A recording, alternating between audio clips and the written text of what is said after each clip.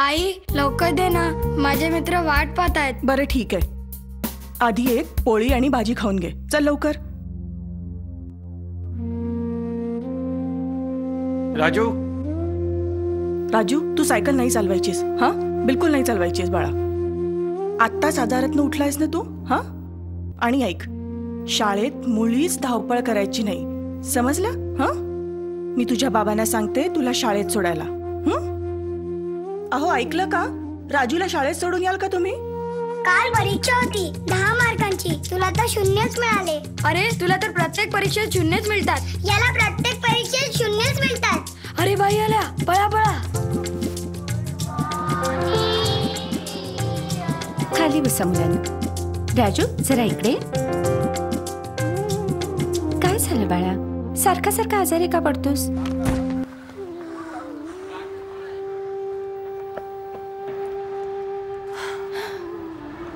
मला काहीतरी करायला पाहिजे.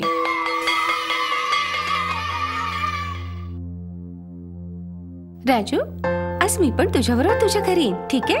का? तुझ्या आईची ओळख आणि मैत्री करून देशील? हो हो जरूर. चालतं. घाबरू नका बाई, आम्ही सर्व उकळलेलंच पाणी पितो. अच्छा, ही तर खूपच चांगली गोष्ट आहे. पण तरी वारंवार राजू आजारी का पडतो?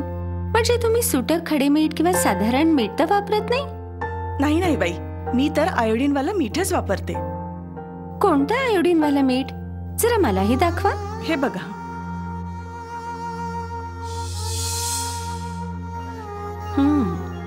आता मला समजलं की राजू सारखा सारखा आजारी का पडतो.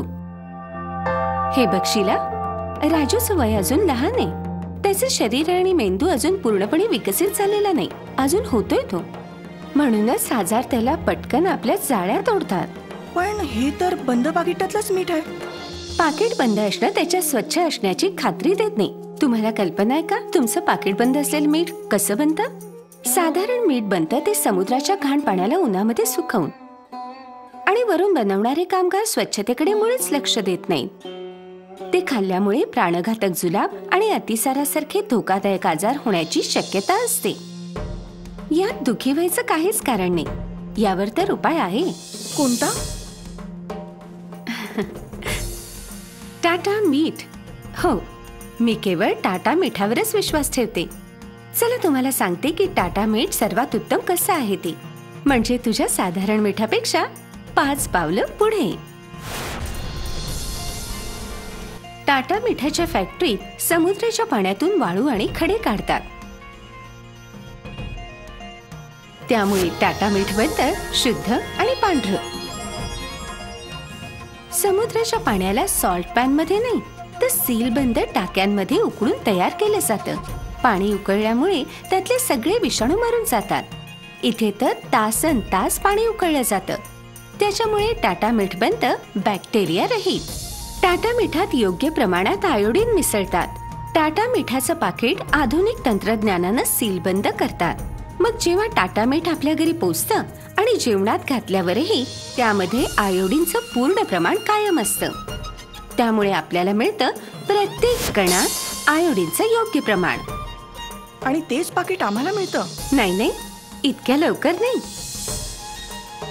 प्रत्येक लॉटच्या काही पाकिटांची आयोडीनच्या प्रमाणाची वैज्ञानिक तपासणी केली जाते.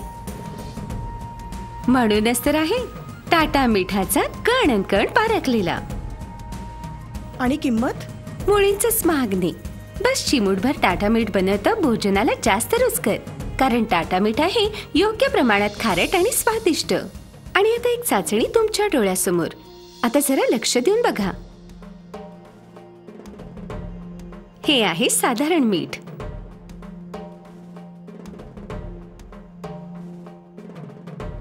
आणि हे स्वच्छ आणि शुभ्र टाटा मीठ.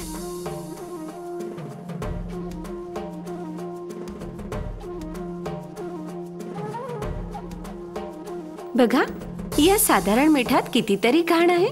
त्यामुळे राजूच्या भविष्याच्या रेषा आहेत अंधूक. बघितलं, टाटा मीठ किती स्वच्छ आहे ते.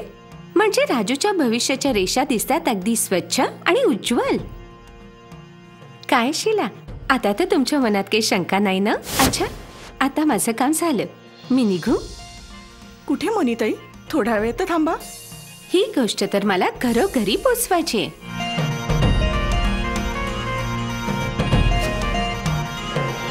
घरोघरी आम्हाला जायचं आहे, हा संदेश पसरवायचा आहे.